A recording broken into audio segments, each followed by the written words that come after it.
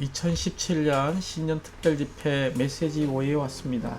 제목은 그 영의 인도하심과 일하심과 말씀하심에 따라 모든 것을 하고 주님의 유일한 움직임을 위해 몸의 머리이신 주님을 존중하며 몸의 유일한 하나 안에 지켜지기 위해 몸에 의해 균형 잡혀야 한다는 것입니다.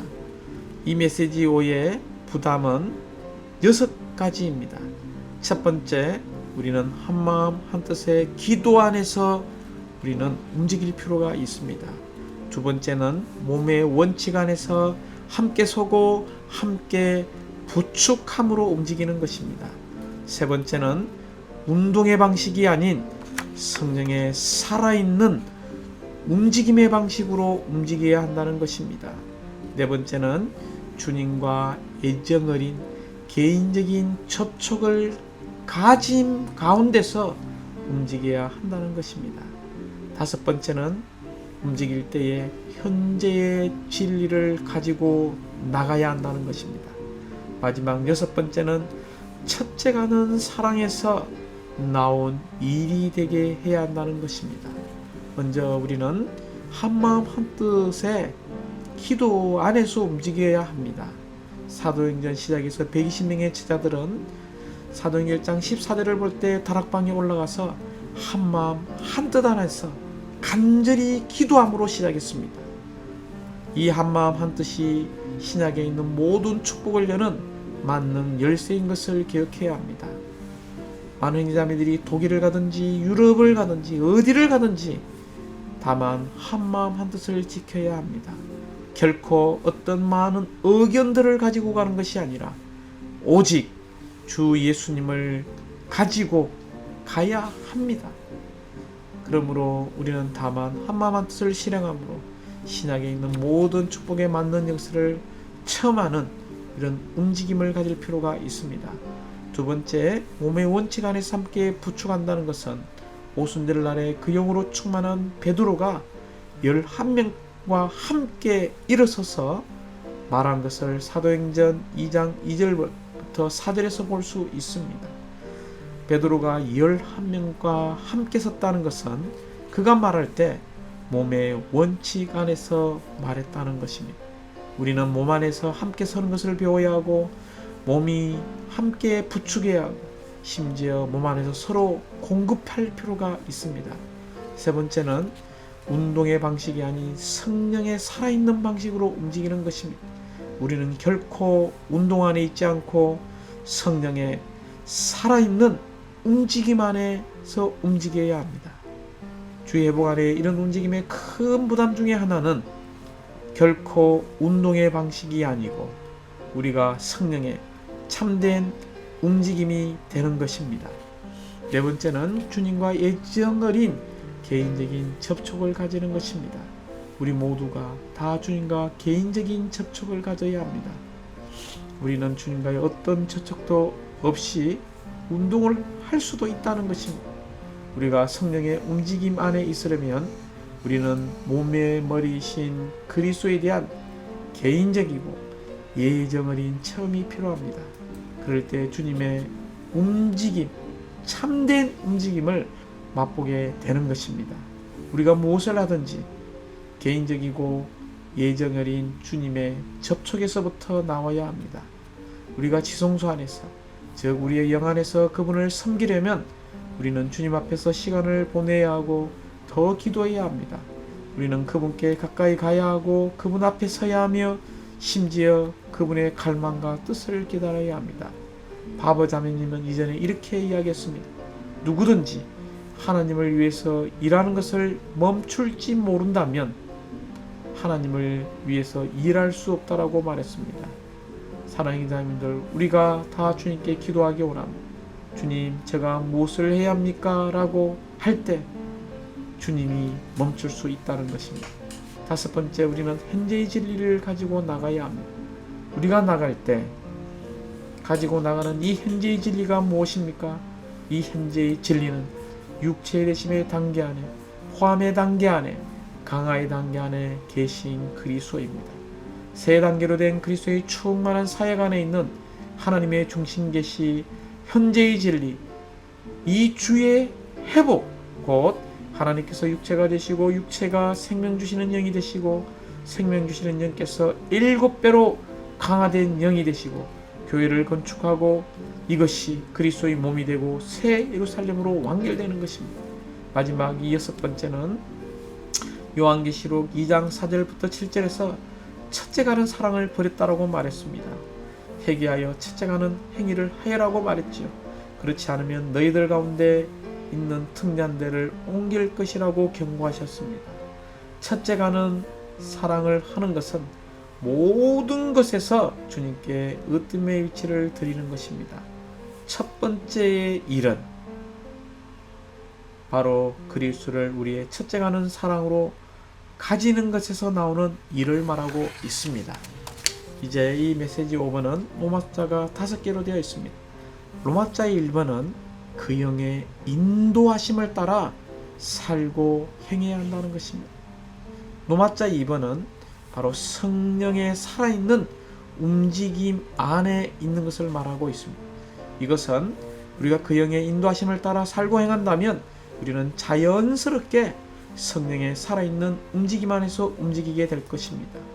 이런 움직임은 로마자 3번의 주님의 유일한 움직임을 위해 몸의 머리이신 주님을 존중하는 것입니다.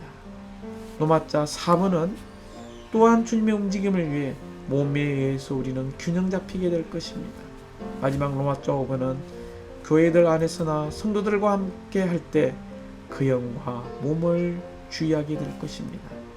그러므로 다시 한번 그 영의 인도하심을 따라 살고 행하는 방식으로 우리가 살아있다면 우리는 성령의 살아있는 움직임 안에 있는 사람으로서 몸의 머리이신 주님을 존중하는 방식으로서 주님의 유일한 움직임 안에서 움직이게 될 것입니다. 이것이 바로 몸에 의해서 균형 잡히는 것입니다. 결론적으로 우리는 교회들 안에서나 성도들과 함께 움직일 때 그 영과 몸을 주의하는 방식으로 움직여야 합니다.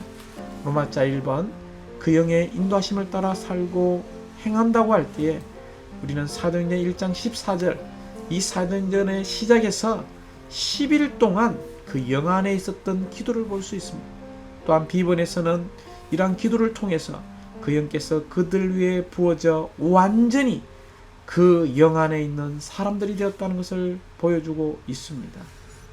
사도행전 2장 2절부터 4절을 볼 때 베드로는 오순절을 날 11명과 함께 서서 말할 때 그 영으로 충일했다라고 말하고 있고 사도행전 4장 8절에서는 베드로는 종교 지도자들에게 말할 때 다시 한번 성령으로 충일했다라고 말하고 있습니다.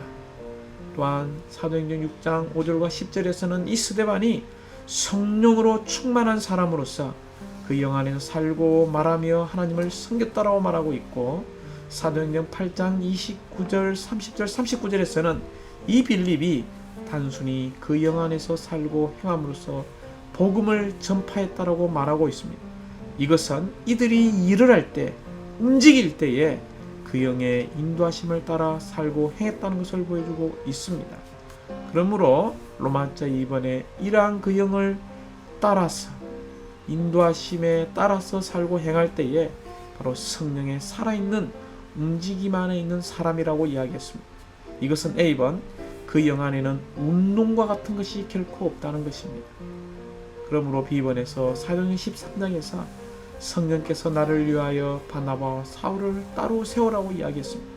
이것이 바로 사도행전 13장 19절에서 말하는 예수님의 살아있는 인격, 이러한 성령의 살아있는 움직임이었다는 것을 C번에서 보여주고 있고 또한 D번에서는 사도행전 15장 이 유일한 한 회의에서 성령과 우리는 다 좋다라고 말했습니다. 이제 이렇게 성령 안에 살아있는 움직임이 있을 때 이것이 로마서 3번의 몸의 머리이신 주님을 존중하는 것입니다. A번 스스로 결정하여 다른 사람들에게 제안과 지시를 하지 말아야 합니다. 왜냐하면 B번 주인과 몸의 머리이신 주님을 우리가 존중해야 하기 때문입니다. 이것을 위하여 10번 우리는 반드시 기도하고 금식하며 주님을 앙망해야 합니다. 그러므로 D번 우리는 주님을 향해서 주님, 당신께서 저의 주인이시고 몸의 머리이십니다. 2번 오직 그분만이 머리에 근위를 가지시며 오직 그분만이 유일한 인도자이심을 우리는 선포할 필요가 있습니다. 그러므로 F번에 우리는 하나의 경고로서 자신을 추수의 주인으로 곧 일의 주인들로 만드는 비극을 절대로 반복해서는 안 됩니다. 이제 마지막 G번은 부담이죠. 온 땅에 왕국 복음을 전하러 나갈 때 운동의 방식이 아닌 우리는 오직 현재의 진리를 가지고 나갈 필요가 있습니다. 이제 노마자 4번에 이런 현재의 진리를 가지고 주님의 움직임을 위해서 일할 때 우리는 몸에 의해서 균형 잡혀야 하죠. A번 인도한 이들은 많은 기도한 후 어떤 문제에 대해서 우리는 부담을 반드시 가져야 합니다. B번 이런 식으로 많은 기도에 부담을 가진다면 어떤 사람도 개인주의적이거나 반역적이지 않을 것입니다. 심지어 C번 주님께서 받은 인도가 몸의 느낌과 일치하는 것을 점검할 것입니다. 그래서 D번 어느 도시로 이주하는 부담에 대해 철저히 기도하게 될 것입니다. 이런 사람은 2번 주님의 부담을 받고 인도를 받아서 어느 곳으로 가야 할지를 알게 될 것입니다. 심지어 F번 우리가 기도하고 교통한 후에는 주님의 인도에 대해서 더욱 분명해질 것입니다. G번에 하나의 또 경고가 나오죠. 기도나 교통 없이 어느 곳으로 이주한다면 이것은 주님을 모독하고 주님의 위치를 강탈한 것입니다. 그러므로 H번 몸의 머리신 우리가 주님을 존중한다면 주님께서 우리를 인도하고 계신다는 확신을 가지게 될 것입니다. 이런 확신이 I번 주님의 뜻과 인도라는 이 확신은 우리를 강화시킬 것이고 주님의 건의를 잊게 될 것입니다. 결국 로마자 5번에서 교회들 안에서나 성도들과 함께 할 때 그 영과 몸을 주의할 필요가 있습니다. A번에서 우리는 세 가지 질문이 필요합니다. 이것이 그 영인가? 이것이 몸을 위한 것인가? 이것이 혹시나 분열을 일으키는 것은 아닌가라는 질문을 우리는 순간순간 할 필요가 있습니다. 우리가 하고 있는 일이 B번 그 영 안에 있으며 몸의 유일한 하나를 돌본다면 C번 우리는 주님의 회복의 하나 안에서 지켜지게 될 것입니다. 결론적으로 우리는 주님의 이런 인도하심은 전적으로 그 영의 인도하심이요 그 영의 인도하심을 따라 살고 행하고 심지어 성령 안에 살아있는 움직임의 방식으로서 우리가 오늘날 하나님의 움직임과 협력하고 동력해드림으로 우리는 주님의 유일한 움직이심인 몸의 머리심을 주님을 존중하며 몸의 유일한 하나 안에서 지켜짐으로써 이러한 몸 안에서의 동력과 몸 안에서의 움직임을 우리가 더 배우기 원합니다. 주님을 찬양합니다.